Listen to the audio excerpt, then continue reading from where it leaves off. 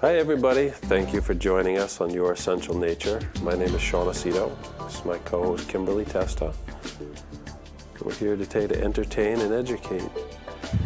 So where we want to start off today is we both get billed as intuitive healers.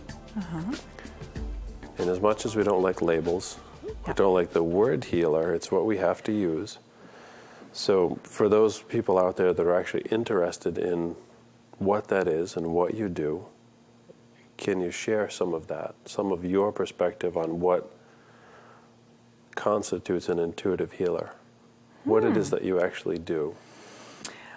Well, that's kind of funny because I often say that I don't do anything, but I know that it's essential that I'm there.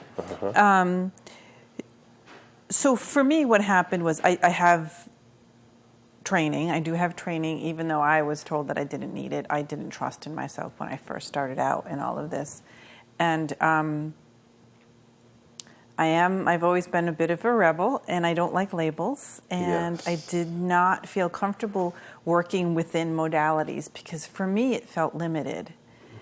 And I was actually having a conversation with my brother one day, and we were discussing, how do I refer to myself? What do I call myself? Because I didn't want to say I was an IET practitioner or a Reiki, I didn't want to label myself. And he said, well, you're intuitive and you're a healer, so why don't you call yourself an intuitive healer? And I was like, okay, that makes sense.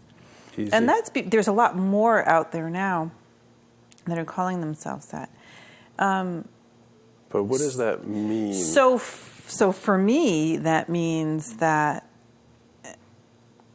I am present and available for whatever my client needs.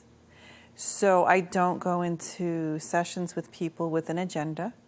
It's about being open and allowing my guidance to come through.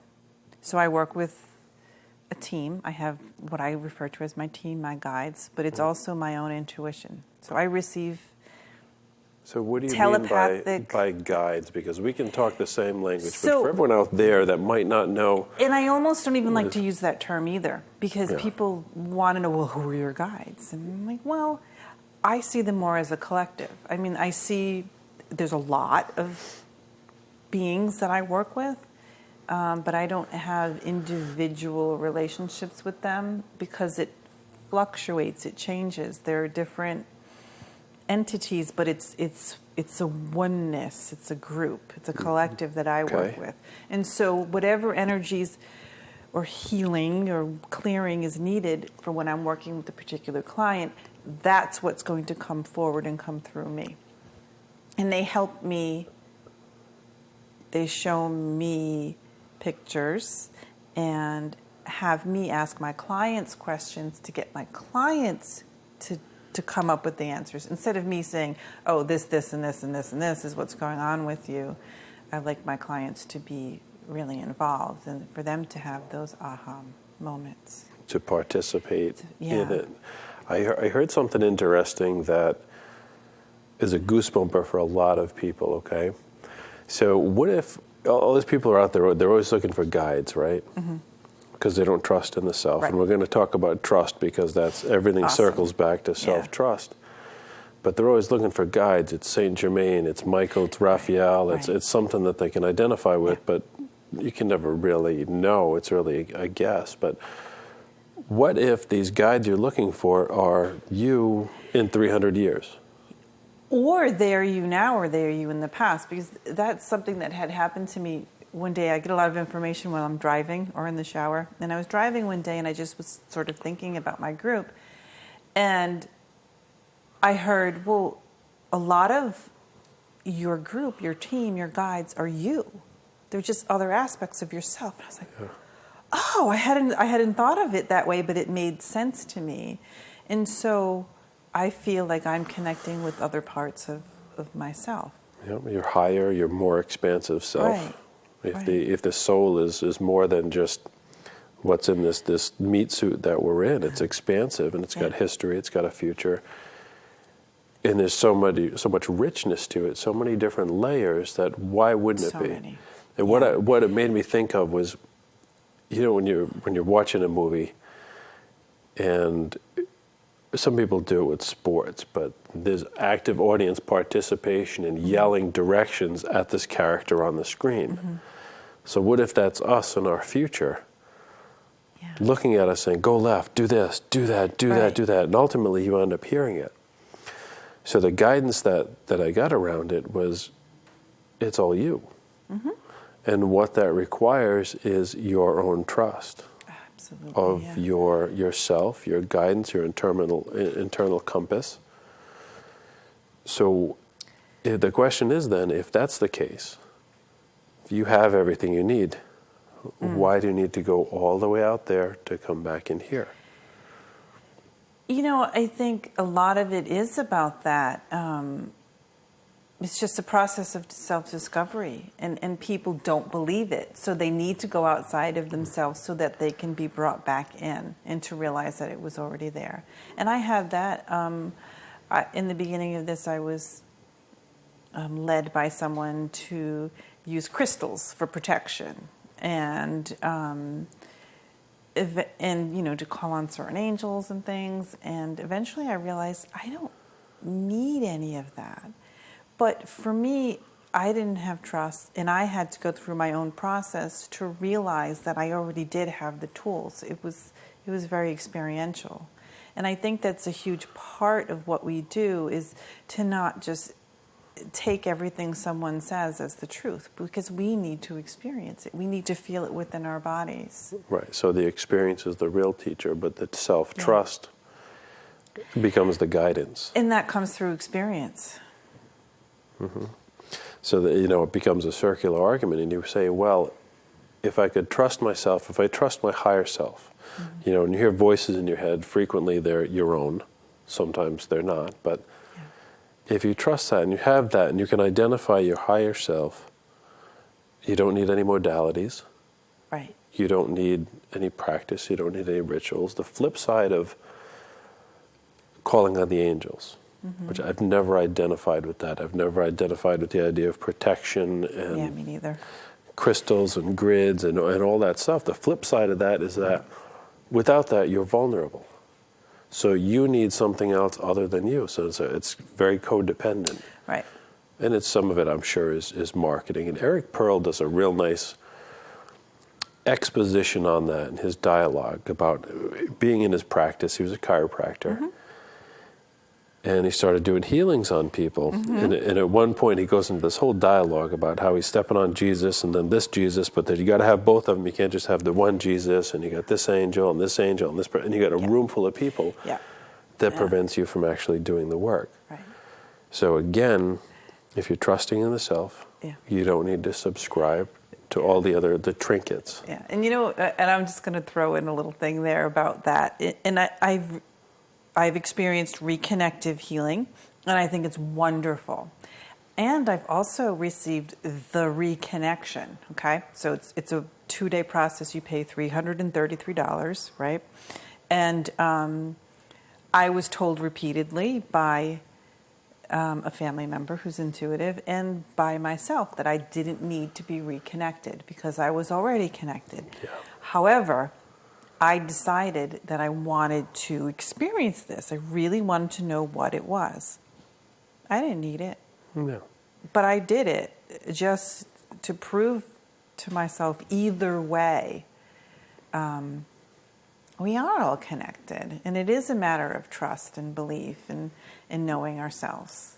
And falling into the knot. I see this theme lately in the community, and I guess you can kind of term it as addicted to fear.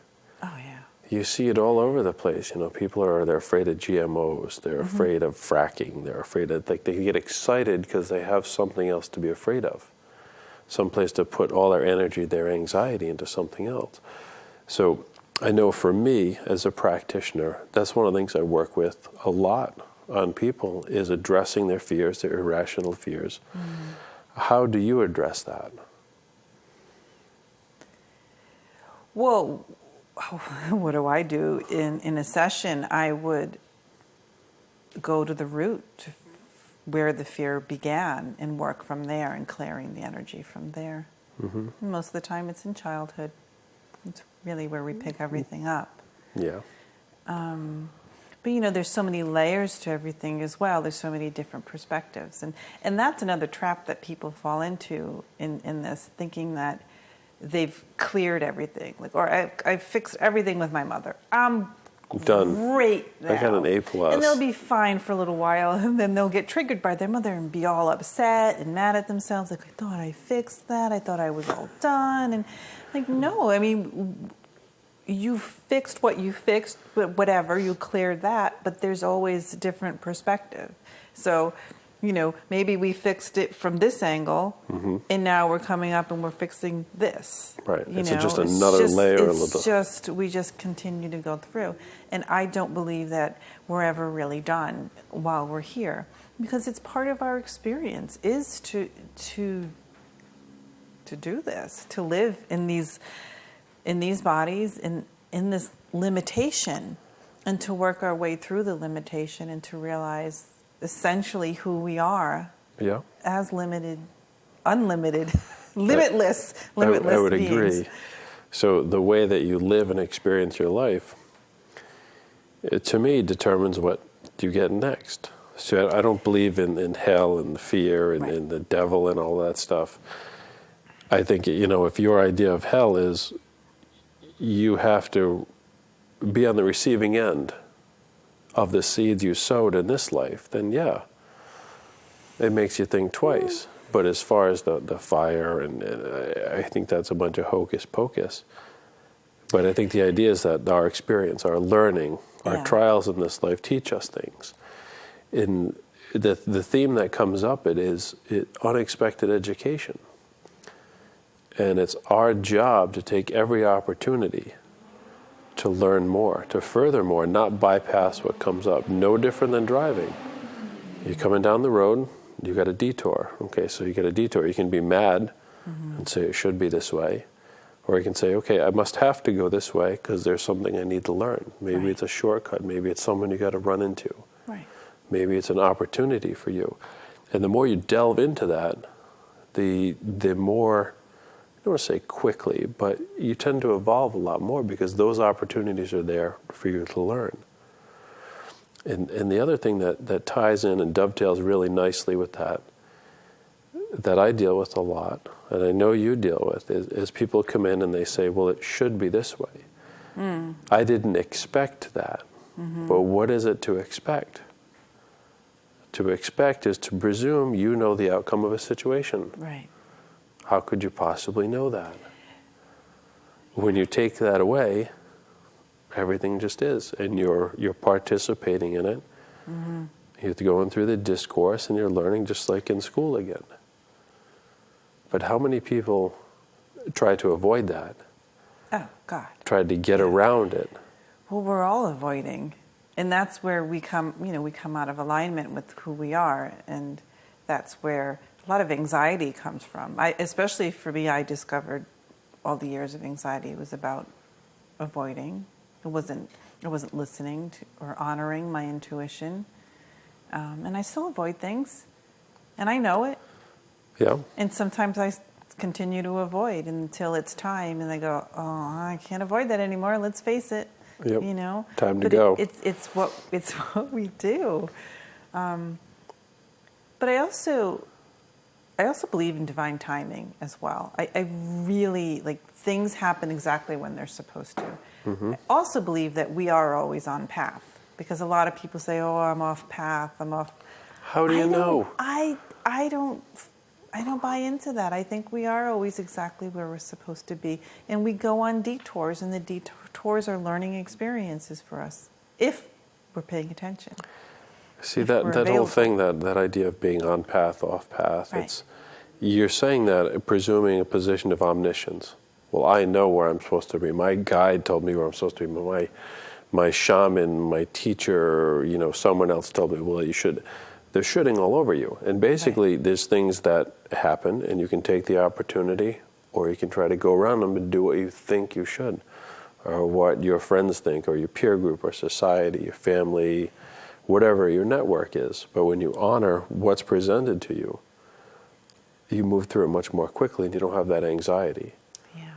And you're willing to say, okay, this is what we're looking at, dealing with what is. I met someone a long time ago that said, most of the people that come through my door are fighting what is. Mm-hmm. So for everyone in the audience, it is. You have zero control. Your control is your reaction to that, how you deal with it, how you cope with it, how you manage it, and how you navigate through it. Yeah. I mean, that's what I do with my clients is encourage them to be present for whatever it is. If you're feeling anger, feel it, allow it, accept it. That's not very spiritual. Yes, it is. I didn't say go punch somebody in the face. I mean, it's about the energy. It's about being with the energy, because essentially that's all it is. And to get the story out of your head, because I'm angry because of this. No, get the because of this out and just feel the energy and give the energy the attention that it's been looking for. Just like all of us want attention, It's the same thing. There's consciousness there. And by being present with it, we move through it. But we have to accept that and take some accountability. Acceptance is huge. Acceptance and responsibility is a big thing too. Being responsible for your own life, your own emotions and feelings and thoughts. That was a big thing for me in the beginning of this, when I stood up and I decided that, when I realized that I was a victim, that I had to take responsibility for my life and stop blaming everyone for the way I was feeling. And that was a huge, huge shift. Huge. So that brings up something you mentioned earlier, the idea of complacency. The idea of people saying, well, I'm a victim. Right. This is all I deserve. This is all I can get. What does that mean to you? How do you see that? Well, it's a form of giving up. It's,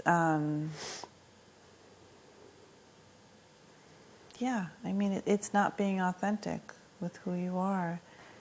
There's a lot of pressure from society. Is it relinquishing, again, your responsibility? Oh, absolutely. And you see that within different modalities. You see that in people, this is what my shaman said. That's a word that's getting tossed around a lot now. By people in their early 20s. I'm a shaman. I know it. And it removes the responsibility from the individual to take a hold of their life and their situation and do what they need to do. So how do you navigate that? Because we run into it a lot. I mean, everyone wants to tell you their list of teachers. And how many people are thrown off when we have our group healing events and we're not spiritually appropriate?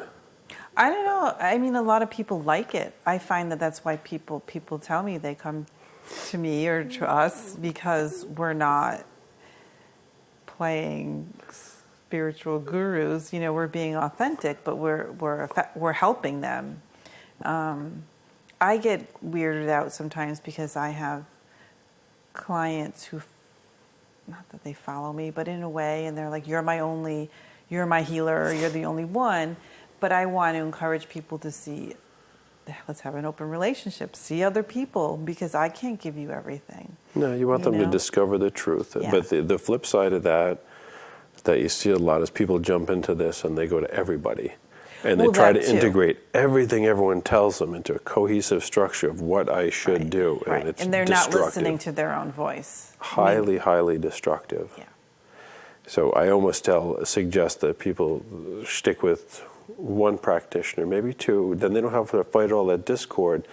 And it's easier to discern and to define what feels right, to trust the higher guidance. This doesn't feel right. Just because this person said it and they have a black belt in Reiki doesn't mean I have to listen to them. I can say, I trust this and move I had over here. experiences when I first started seeing healers who were manipulating me and who were lying. And I remember one particular time when I was on the healing table, and she told me that when my son was going to daycare, that there was an ancient burial ground underneath and the place was haunted and there were all these spirits coming up. And when she's telling me this, I was feeling really sick to my stomach, like I wanted to throw up. And she's like, what's wrong with you? And I was like, oh, I feel sick. And she's like, oh, it's just the demons coming out. But what I realized later on was that, no, that was me. That was my body saying, this woman's lying to you and she's manipulating you. But this was, really early on for me, and I didn't trust myself then. Now I know. If I get that sick feeling, I know that someone... You're out. Yeah. And that's a good example of a fear addict, someone who works as a healer or a practitioner, and all they're doing is subscribing to things that you can be afraid of. Because if they create something you're afraid of, there's a reason for you to come back to allow them to fix it. She was actually sending spirits to my house. I had no activity in my house, and she was sending these ghosts. There was a lot of activity. I would get up in the morning and I would go downstairs and my shoes would all be tied in these crazy knots. And my son was really, really little, and the cats weren't doing it until, I removed her energy, and she was psychically attacking me. I had never experienced that either. So it was a really, really good learning experience for me to go through that. And it caused me to trust myself more. And to learn what my body was telling me, when something was off, and to know where the energy was coming in when she was psychically attacking me. So now I know if I feel this energy in the back of my neck and the head that's tapping, I know that that's someone that's trying to get in, someone that's trying to get into my mind. So I recognize it now. So it was a really good experience for me. It wasn't fun. So it was learning. It was you had to go through it. Yeah, it was good. So you touched on something that I think is really key and pivotal for a lot of people. You said, your gut. Yeah. So your gut, your digestive system is older. It's an older mechanism than the rest of your body. It evolved long before your brain did, and there are more neural receptors in your digestive system than your brain. So when people say trust your gut, there's a reason for that. Oh, absolutely. So follow that. Absolutely. Listen to it. Pay attention to it. Yeah. It's not just, your guts just aren't there to have gluten allergies. They're there to assist you. Because you know what feels good. When you're digesting, the Chinese think that digestive troubles are related to how you're digesting and taking in your world. And if you're having problems with what you're ingesting from your family, from your friends, your culture, whatever is around you, it's going to manifest in your digestive system because you're trying to swallow that down. Yeah. But also, I believe that we are changing and we're evolving and our bodies are shifting, because I've been experiencing a lot of gut issues and sensitivities, and I keep questioning, what is this about? And a lot of the answers that come through are about my body shifting and changing, and it's a lot more sensitive than it ever had been before. And it's really made me refine everything that I put into my body. So I think both of those things. Definitely. So we're about out of time. Oh, it was fast. Here. It's my rubber chicken. I didn't even get to that today. So we want your questions, your comments. It's youressentialnature@gmail.com. So join us again. Thanks for showing up.